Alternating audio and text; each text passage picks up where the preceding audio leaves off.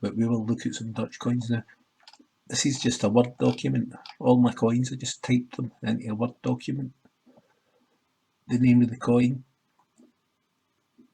the weight that it should be, silver purity, and then the weight that mine is, diameter, the thickness, then the years that they were issuing this coin, and any special comments. But this design was only from 1576 to 1605. But I really like it. What I did was I put in hyperlinks so that you can read about the coins, and then you can just click on the coin and it opens up the photo. I really like having catalogued them like that, and it means you can get a really good look at them.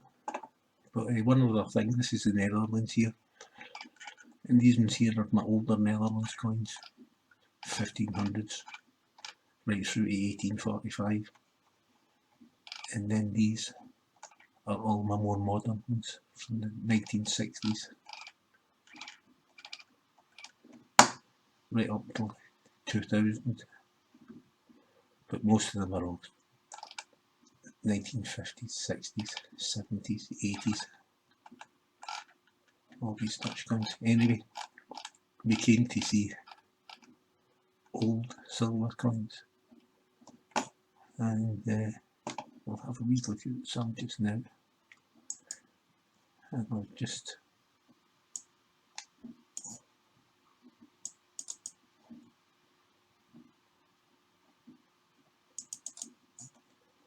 one thing that's really useful when you're looking at your coins is to know a little bit about the history. So I just made this little history of the main points. Who was king, what was happening. And you can see here that in 1568, Philip of Spain started a war with the Netherlands, who had been controlled by Spain for over 100 years. And the war started in 1568. So it makes it really interesting if you think 1568, and then you look at your coin, 1568. So there you go, just 8 years before this coin was minted, the war started. So this was made in the middle of the war. That's why the knight represents King William of Orange, who led the Dutch revolt against Spain. William of Orange was a Protestant, and the Dutch were being persecuted because they were Protestants by Spanish Catholic Spain. But yeah, so it's good to get a little bit of the history, and yeah, really handy. At least you can understand the context of the coin. And then what I also do is, if you look,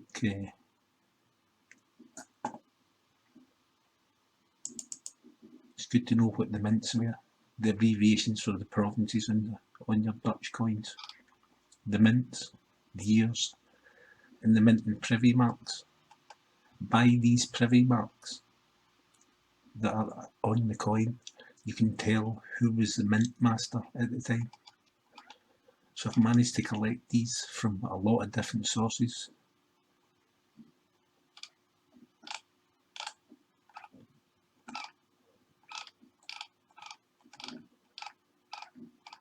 And then I check out all mine. What's also useful is the coats of arms of all the different provinces, so you can recognise them on your coins. This is a coat of arms of William of Orange, or William the Silent. But we'll see this again. The 7 arrows. Each arrow represents one of the original 7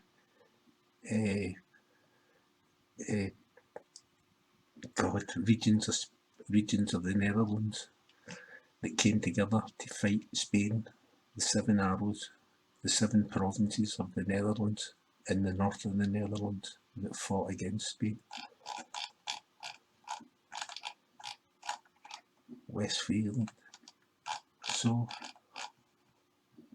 it's always good because when you do look at your coins, we can look at the Holland silver Daalder. You can see it's Holland here. This represents the windmill. You can see the X's that separate all the words of the legends. That's windmill sails. And then you can see the rosette. That's how we know that this was minted in Daalder. And this here is the lion, the coat of arms of Holland. You can see here it's got Mo no Arg. Mo no Arg. That's money, new, silver. Because Ag is a chemical symbol for silver in the periodic table. So it's money, new, silver. New silver money of the province of Holland. And that's what it says. 15 there. And you can just see the 7 of the 76. This was the second year ever the Lion Daalder was minted, but it was the first year of this design, because in 1575, when the first Daalder was struck, the knight was looking the other direction. But and this is, who trusts God will be immovable, or he who trusts God will not be moved. That's what it says around the line. Fantastic. These fingers here are super critical when you are trying to tell if a Daalder's real or not. For some reason they always end up just with these splits. But so we'll look at the 1604 West Friesland Lion Daalder, or Lion Daalder as the Dutch say. And you can see here it's the same knight, William of Orange or William the Silent, but this time you can tell straight away that this is the 2 lions of West Friesland, and it's here again, Mo no Arg, new silver money of West Friesland, province of Holland. And you can see the date there, 1604. This side of these Daalders, the knight and the shield, seem to wear very, very in similar patterns, especially the face and the eye and the nose are critical.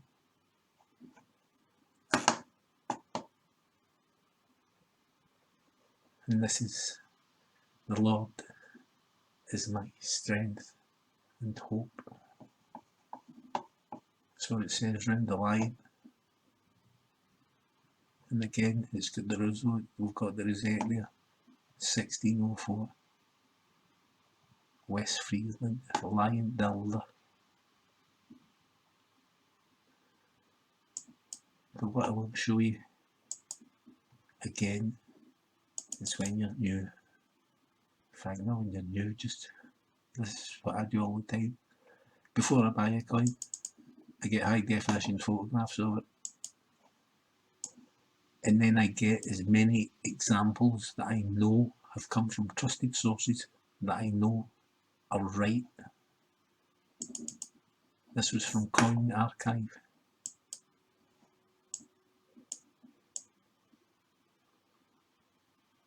And then if you just blow them up so they're the same size, and you can actually, and you want to be doing this before you buy your coins. If you're buying them on eBay, you right mouse the image and download the image,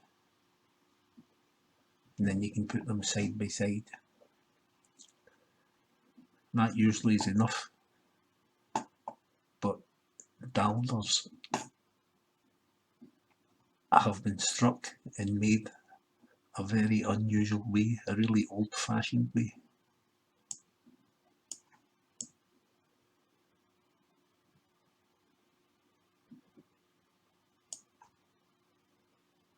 Terrible. All Daalders are struck. Look at this. Talk about double dye. Look at the layers. Terrible double dye. But however, what I can show you, and I just do that, get the coin you're going to buy, photographs of ones that you know absolutely are correct from reliable sources, and compare the photographs. Check the weight. If the weight's not advertised, ask for the weight, the diameter, the thickness, and then use your eye.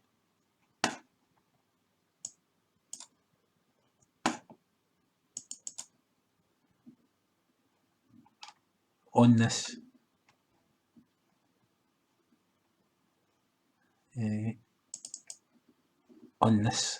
Daalder of mine, I got it and I wasn't sure if it was real because it was slightly light. In fact, it was very light. It was about half a gram lighter than it should have been. And I studied it and it looked real. It was the right diameter, it was the right thickness, it looked correct, it was made of silver, and I couldn't make up my mind. And what do you do if you don't know? You ask someone that does. So I sent an email off to Noble Numismatics, and they are in Australia, and I just said,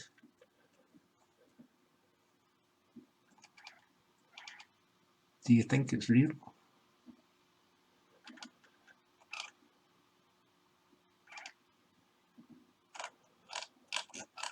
And they wrote back and they said, this coin is genuine.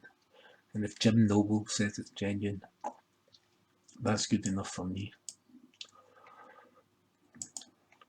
Except that I did also write to Heritage, which is an auction, and these people know their coins. It's Heritage Auctions, AJ.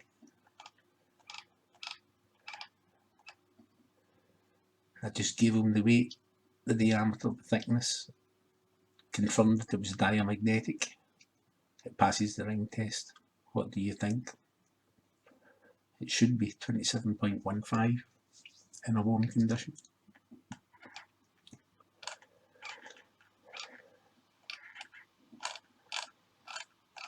And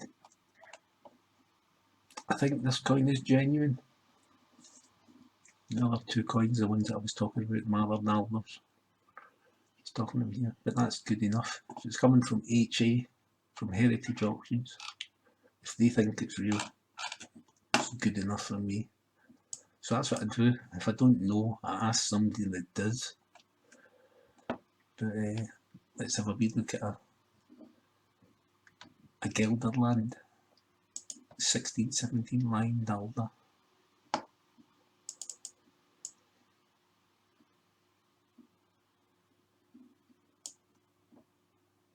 Wow,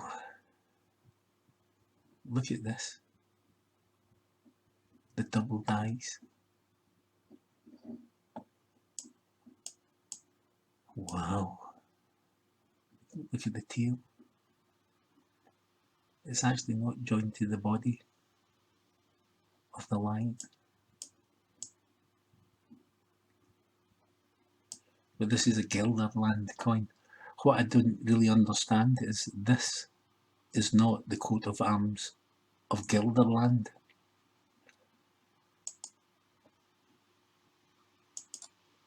Because we can get that here.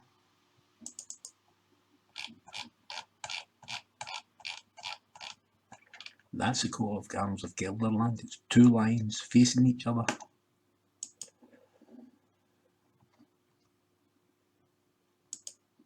So I'm not sure why it's only one line here.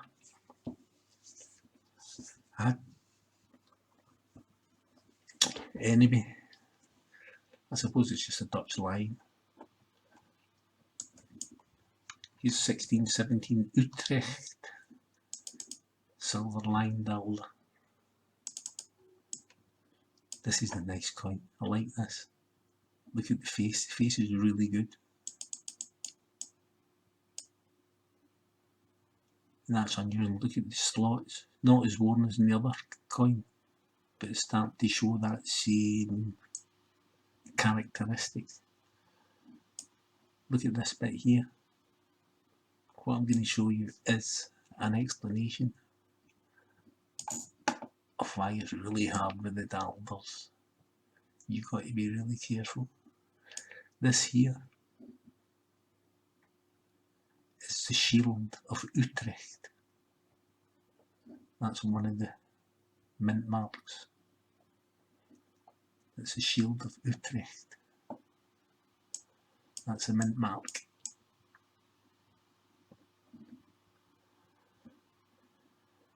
And these are crosses.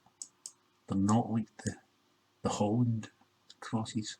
Utrecht is actually a city province within Holland, but this is a cross. It's actually a different angle. You can see it better here. It's a cross. It's not the X that represents the windmills of Holland. But what I can show you, which I thought was just incredibly interesting, is that Daalders are not made with one die.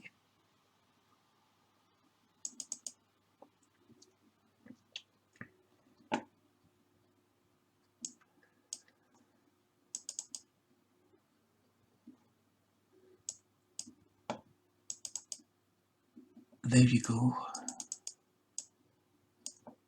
Look at this. This part of the shield is meant to fit here because the way that this coin has been made is, first of all, the letters have been hammered on and the rim, just the letters, and then the top half of the knight has been hammered on. And when they've went to hammer and strike the shield, it's not been in the right position.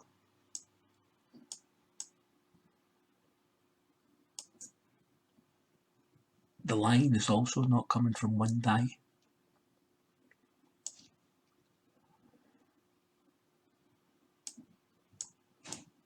And it's actually put together with a bunch of different teeps and different small teeps that are doing parts of the coin, but not doing the whole coin, not striking the whole coin at once.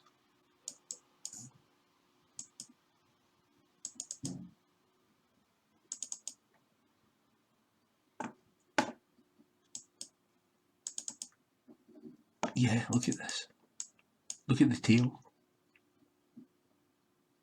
That tail has been put on as a separate teep from the line.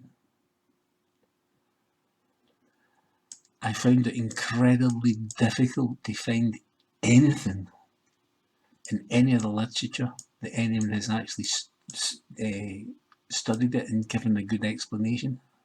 I love the line, the way it's worn.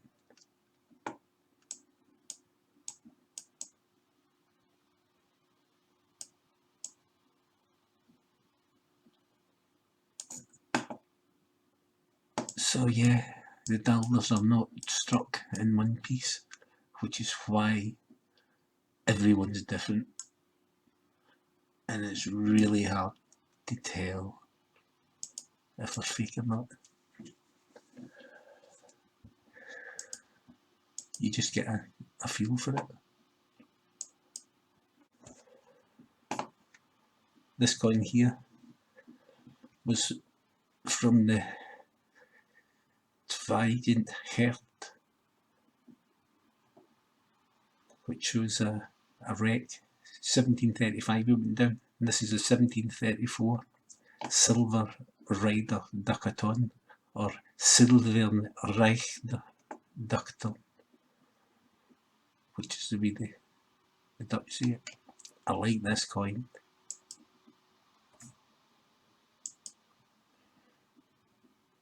It's been badly damaged with seawater, but look, there you go. Gelderland, two lions facing each other. That's a coat of arms of Gelderland as it's confirmed here. Geld. Belch just means Netherlands, but it included Belgium. At this time, Belgium was part of the Netherlands. But look at you can see the uncircular, look at the ribs on the lines. They go straight away as soon as there's wear. It's been badly damaged by seawater, but it's still in excellent condition, really. And it's just magical because you know exactly when it was sunk and when it was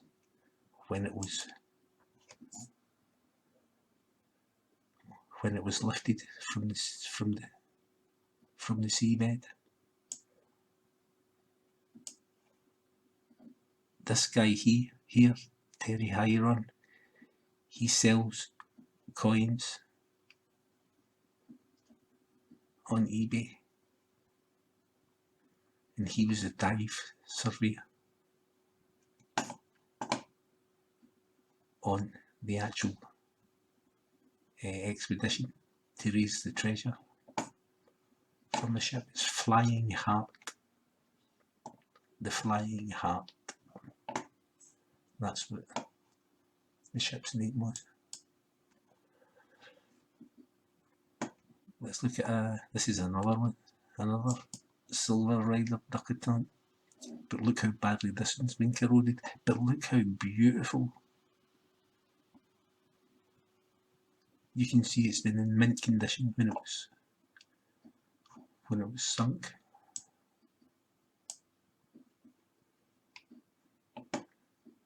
Let's look at another 1734 Overijssel Silver Rider Ducaton. This coin I thought might have been a wreck coin. You can see the Overijssel arms. The knight, yet again, modelled on William of Orange. Same money, new silver of the Belgies, of the Overijssel region of the Netherlands. Look at this. It's in such good condition.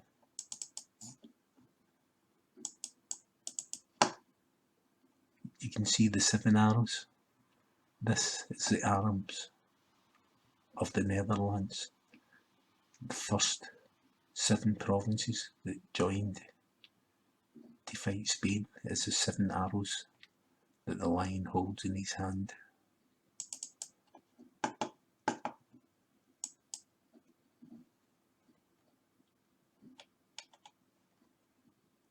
I shouldn't actually be looking at this. This isn't a silver coin. This is a gold ducat from Utrecht. There's the mint map shield of Utrecht. 1741, the 7 arrows. Again, probably William of Orange. I think, 3.53 grams this piece. Beautiful coin. It was actually graded almost uncirculated, 55 the NGC.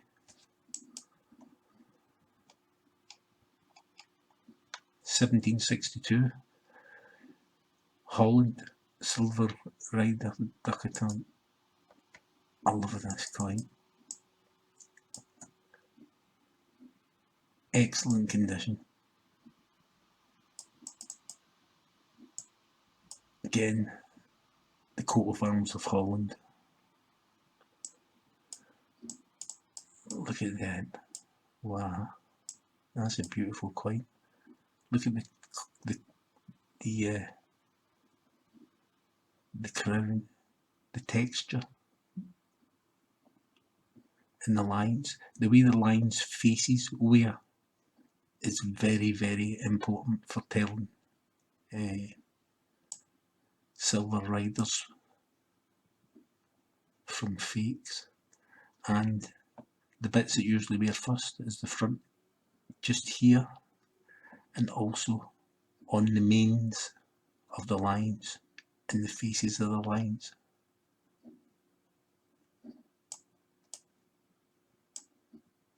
That's a nice coin on the whole, but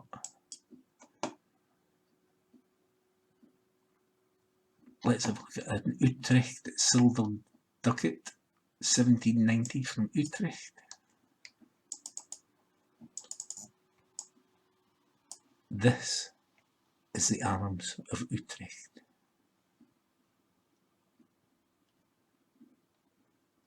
And this little shield in the middle seems to be the shield that you usually get beside the knight's head. They call these leg dollars because you can only see one leg.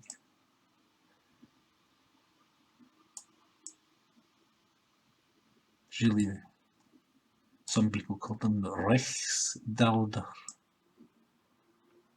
or Daalder.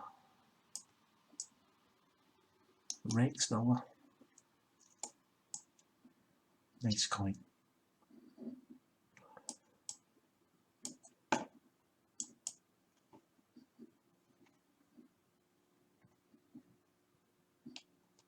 And this is the one, graded MS61 by NGC. NGC have ever only once graded one of these coins with a higher grade than MS61. You can check it out on the NGC website. For this year, this is the second highest grade that's ever been seen by NGC.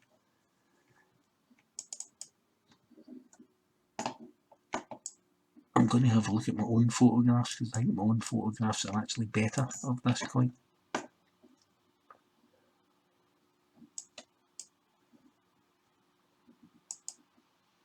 Here you go.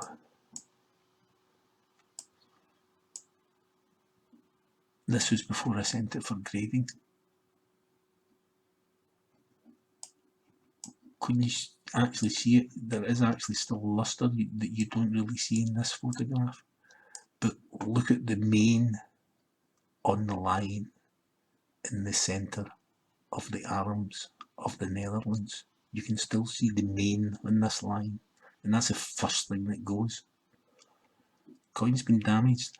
I could not believe that they had graded this again when these pearls are all separate. You know it's in excellent condition. And the gemstones. I was shocked. 1793. MS61.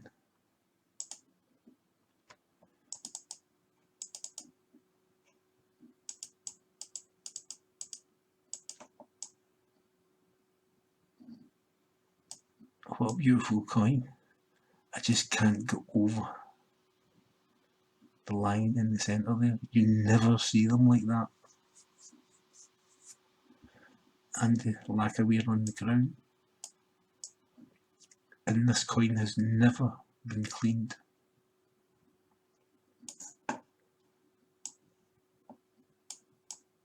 Beautiful. It's more important than anything else the way to avoid buying fake silver coins. is where you buy them. If you buy them on eBay, look at what other coins he's selling. Is he selling that type of coin? If he's not selling old silver coins, he probably knows less about them than you do. So you can't trust him even to know if it's a fake or not. But see what other stuff they're selling. Have a look at their feedback ratings. Get the photographs, compare them, find out the weight, find out what it should weigh. Do all your research before you even make an offer for a coin. And don't use eBay. Use one of the other coin auctions that are online that are far better. You can pick up some really good deals and they're much cheaper than on eBay. Places like Noble auctions. But so be careful where you buy them. That is the first line of defence. Before you even buy the coin, are you buying it from someone that is reputable? Safest place to buy a coin is probably to walk into a shop and buy one, but you will pay the highest premium for buying it that way. But if you've bought it in a shop, the shop isn't going anywhere, so you know exactly where to take the coin if it turns out to be fake. And any good coin dealer will take it back straight away and be very, very embarrassed about it. So I'll probably make some short films and go into more detail about the silver riders and the silver ducats and the Lion Daalder. I've already done a couple of short films on the 1576 Holland Lion Daalder and the 1604 Netherlands Lion Daalder, which you might want to have a look at. I'll put links to them in the information on this little film. Anyway, I hope that's been of some use to somebody, and I'm sorry I talk so much crap, but I did show some nice Netherlands old silver coins at the end, as I promised to do. So good night, and it's been a pleasure sharing these coins with you, and hope to talk to you soon.